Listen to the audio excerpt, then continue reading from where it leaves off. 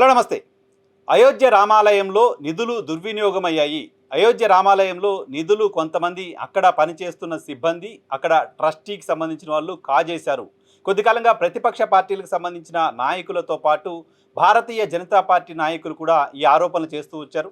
భారతీయ జనతా పార్టీకి సంబంధించిన అయోధ్య ప్రాంతానికి సంబంధించిన కొంతమంది నాయకులు నేరుగా ప్రధాని మోదీకి లేఖ రాశారు. అయోధ్యలో నిధులు గోల్మాల్ జరిగింది, దీనిపైన సిబిఐతో లేదా ఈడీతో విచారణ జరిపించండి అని భారతీయ జనతా పార్టీకి సంబంధించిన కొంతమంది నాయకులు ప్రధాని మోదీకి లేఖ రాశారు. గతంలో ఆరోపణలు చేసినవి కేవలం ప్రతిపక్ష పార్టీలకు సంబంధించిన ఆరోపణలుగా ప్రభుత్వాలు చూసింది, యూపీ ప్రభుత్వం చూసింది.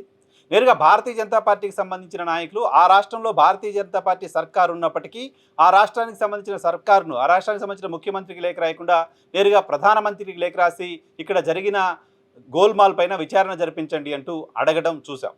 ఈ నేపథ్యంలోనే అక్కడ ఏదో జరిగింది అని భక్తులంతా నమ్మడం మొదలుపెట్టారు. ఇప్పుడు సోషల్ మీడియాలో వస్తున్న దాని ప్రకారం కొంతమంది ఆలయానికి సంబంధించిన ప్రముఖులు మాట్లాడుతున్న దాని ప్రకారం, కొంతమంది భారతీయ జనతా పార్టీకి సంబంధించిన నాయకులు ఆరోపణలు చేస్తున్న దాని ప్రకారం, అక్కడ ప్రతిపక్ష పార్టీకి సంబంధించిన సమాజ్వాదీ పార్టీ నేత అఖిలేష్ యాదవ్ మాట్లాడుతున్న దాని ప్రకారం 200 కోట్ల రూపాయల నిధులు, అయోధ్య రామాలయానికి సంబంధించిన నిధులు దారి మళ్ళాయి. దానికి సంబంధించిన ప్రాథమిక ఆధారాలను కూడా ఉత్తరప్రదేశ్ ప్రభుత్వం ఏర్పాటు చేసిన సిట్ సేకరించింది. ఈ అంశంపైన చాలా పెద్ద ఎత్తున విమర్శలు వచ్చిన తర్వాత యూపీఏ సర్కార్ ఒక సిట్ని ఏర్పాటు చేసింది. ఆ సిట్ ఇప్పుడు విచారణ చేస్తోంది. సిట్ విచారణ చేస్తున్న సందర్భంగా ప్రాథమికంగా అక్కడ తప్పు జరిగింది, ప్రాథమికంగా అక్కడ నిధుల గోల్మాల్ జరిగింది అని సిట్ నిర్ధారించింది. నిర్ధారించడం మాత్రమే కాదు, 8 మందిని ఈ కేసులో ఇప్పటికే అరెస్ట్ చేసింది. అరెస్ట్ చేసి వాళ్ళని విచారిస్తోంది. వాళ్ళ విచారణ తర్వాత ఇంకా పూర్తి స్థాయిలో సమాచారం బయటకు వస్తుంది అంటూ చెప్తోంది. ఈ పర్టికులర్ అంశం పైన ప్రజలకు మొహం చూపించలేకపోతుంది, ప్రజలకు సమాధానం చెప్పలేకపోతుంది ఉత్తరప్రదేశ్లోని భారతీయ జనతా పార్టీ సర్కారు అక్కడ ప్రతిపక్షాలు మాట్లాడిన తర్వాత, సొంత పార్టీ నుంచి కూడా విమర్శలు వచ్చిన తర్వాత, సొంత పార్టీ కూడా బయటకు వచ్చి మాట్లాడడం మొదలుపెట్టిన తర్వాత స్పందించింది. అంతకుముందు విమర్శలు వచ్చిన సందర్భంగా ఇవి హిందూ మతం పైన, రాముడి పైన కొంతమంది చేస్తున్న కుట్ర అంటూ భారతీయ జనతా పార్టీ సర్కార్ అప్పుడు మాట్లాడింది. చివరికి సొంత పార్టీ నుంచే అటువంటి విమర్శలు రావడంతో విచారణ చేయక తప్పని పరిస్థితి ఏర్పడింది. విచారణ చేస్తోంది. విచారణలో కొంత తప్పు జరిగినట్లు నిర్ధారణకి ఇప్పటికే వచ్చారు. ఈ నిర్ధారణకు వచ్చిన తరువాత తాజాగా ఈరోజు డెవలప్మెంట్ ఏంటంటే, శ్రీరామ జన్మభూమి తీర్థ ట్రస్ట్ నుంచి ప్రధాన కార్యదర్శిగా ఉన్న చంపత్ రాయ్ అనే వ్యక్తి రిజైన్ చేశారు. ఆయనతో పాటు అనిల్ మిశ్రా అనే ఆ ట్రస్టుకు సంబంధించిన మరొక కీలకమైన వ్యక్తి కూడా తన పదవికి రాజీనామా చేశారు. ఈ అయోధ్య శ్రీరామ ట్రస్ట్ మొత్తం ఈ ఆలయ నిర్మాణానికి సంబంధించిన బాధ్యతల్ని, ఆయా ఆలయానికి సంబంధించిన నిర్వహణ సంబంధించిన బాధ్యతల్ని చూస్తూ వస్తోంది. అటువంటి బాధ్యతల్లో కీలకంగా ఉన్న వ్యక్తులు విచారణ జరుగుతున్న వేళ 8 మంది అరెస్ట్ జరిగిన తర్వాత తమ పదవులకు రాజీనామా చేయటం అనేది అక్కడ తప్పు జరిగింది అనే దాన్ని ఎండార్స్ చేస్తూ ఉన్నాయి.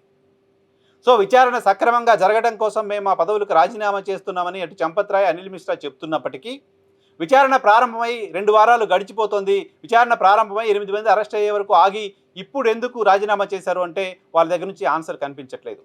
పైగా అక్కడేం తప్పు జరగలేదు, అంతా సరిగ్గా జరుగుతోంది, విచారణ చేస్తున్నాం, కొంత సమయం ఇవ్వండి అంటూ యోగి ఆదిత్యనాథ్ మాట్లాడిన కొద్ది గంటల వ్యవధిలోనే వీళ్ళిద్దరూ రాజీనామా చేయడం చూస్తున్నాం. సో అక్కడ ట్రస్ట్ని వెనకేసుకొని వచ్చే ప్రయత్నం, ట్రస్ట్కు తెలియకుండా ఏదో జరిగి ఉంటుంది, మేము విచారణ చేస్తున్నాం, కాస్త ఓపిక పట్టండి అంటూ అక్కడ ముఖ్యమంత్రి మాట్లాడుతుంటే ఆ ట్రస్ట్కు సంబంధించిన కీలకమైన బాధ్యతల్లో ఉన్న వాళ్ళే తమ పదవికి రాజీనామా చేసి తప్పుకోవడం అనేది అక్కడ నిధుల గోల్మాల్ జరిగింది అనే దానికి సంబంధించిన ఎవిడెన్స్గా చూడాల్సిన అవసరం కనపడుతోంది. దేశంలో అత్యంత ప్రతిష్టాత్మకంగా భారతీయ జనతా పార్టీ అధికారంలోకి వచ్చిన తర్వాత మేము రామ మందిర నిర్మాణం చేస్తున్నామంటూ చెప్తూ వచ్చింది. రామ మందిర నిర్మాణాన్ని 2024 ఎన్నికల కంటే ముందు ఒక చాలా పెద్ద ఈవెంట్గా కేంద్ర ప్రభుత్వం నిర్వహించింది, భారతీయ జనతా పార్టీ నిర్వహించింది. దేశంలో కాశ్మీర్ నుంచి కన్యాకుమారి వరకు ప్రతి గ్రామం నుంచి మేము ప్రజలను అక్కడికి తరలిస్తున్నాం, హిందూ భక్తులను అక్కడికి తరలిస్తున్నాం అంటూ చెప్తూ వచ్చింది. అయోధ్య రామాలయానికి సంబంధించిన తలంబ్రాలని మొత్తం దేశమంతా పంచింది. దేశం అందరికీ సంబంధించిన ఆలయంగా, దేశమందరూ కీర్తించే దేవుడిగా శ్రీరాముడికి సంబంధించిన ఆలయాన్ని మా ప్రభుత్వం అక్కడ నిర్మించింది అంటూ ప్రచారం చేసుకుంది. అటువంటి ఆలయం లోపల నేరుగా ప్రధాని మోదీ, భారతీయ జనతా పార్టీ, అనేక హిందూ ధార్మిక సంస్థలు చాలా ప్రతిష్టాత్మకంగా భావించి సంవత్సరాల పాటు కొట్లాడి, కొన్ని వందల సంవత్సరాల పాటు పోరాటం చేసి నిర్మించుకున్న ఆలయంలో కాసుల కక్కుర్తి, అవినీతి కంపు భారతీయ జనతా పార్టీకి మొహం లేకుండా చేస్తున్నాయి. ఆలయాల నిర్వహణలో చేతగానితనం, ఆలయాల నిర్వహణలో ఏ స్థాయిలో లోపభూయిష్టంగా ఆలయాల నిర్వహణ జరుగుతుంది అనే దానికి ఒక ఉదాహరణగా నిలిచిపోయింది. నేరుగా కేంద్ర ప్రభుత్వానికి సంబంధించిన పెద్దలంతా నిత్యం దర్శించే, నిత్యం స్మరించే శ్రీరాముడి ఆలయంలోనే శ్రీరాముడిని కొలిచే వ్యక్తులే అక్కడ చుట్టూ ఉన్నప్పటికీ అక్కడి నుంచే నిధులు వెళ్ళిపోవడం, అక్కడి నుంచే అవినీతి జరగడం అనేది ఖచ్చితంగా ఏ భారతీయుడు ఏ హిందూ కూడా యాక్సెప్ట్ చేసే అంశం కాదు. అయితే ఈ పర్టికులర్ అంశం పైన యూపీ ప్రభుత్వం వ్యవహరిస్తున్న తీరు పైన కూడా చాలా విమర్శలు వస్తున్నాయి. సెలెక్టివ్గా కొంతమందిని టార్గెట్ చేసుకుంటూ వెళ్తుందని, సెలెక్టివ్గా కొంతమంది పైన ఒక క్యాంపెయిన్ చేయడం ద్వారా వాళ్ళని అరెస్ట్ చేసి కొంతమంది వ్యక్తులకే దీన్ని పరిమితం చేసే ప్రయత్నం చేస్తుందని విమర్శలు వస్తున్నాయి. ఈ మొత్తం అవినీతి వెనక చాలా పెద్ద తలకాయలు ఉన్నాయి, వాళ్ళపైన కూడా విచారణ జరగాలి, వాళ్ళని కూడా విచారించాలి అంటూ ఆ రాష్ట్రానికి సంబంధించిన ప్రతిపక్ష పార్టీలు విమర్శలు చేస్తూ ఉన్నాయి. ఆ రాష్ట్ర ప్రభుత్వం పరిధిలోని విచారణ ఏమాత్రం కూడా సక్రమంగా జరగడానికి సంబంధించిన అవకాశం ఉండదు. కాబట్టి స్వతంత్ర జడ్జితో, సుప్రీంకోర్టు సిట్టింగ్ జడ్జితో ఈ అంశంపైన విచారణ జరిపించాలనేది ప్రతిపక్షాల డిమాండ్. భారతీయ జనతా పార్టీకి సంబంధించిన, ఆ రాష్ట్రానికి సంబంధించిన భారతీయ జనతా పార్టీకి సంబంధించిన నాయకులు ఈడీ లేదా సిబిఐతో విచారణ చేయించాలని డిమాండ్. బట్ యూపీ సర్కార్ మాత్రం సిట్ని ఏర్పాటు చేసింది. సిట్ విచారణ ప్రస్తుతానికైతే సక్రమంగా జరుగుతున్నట్లు అనిపిస్తోంది.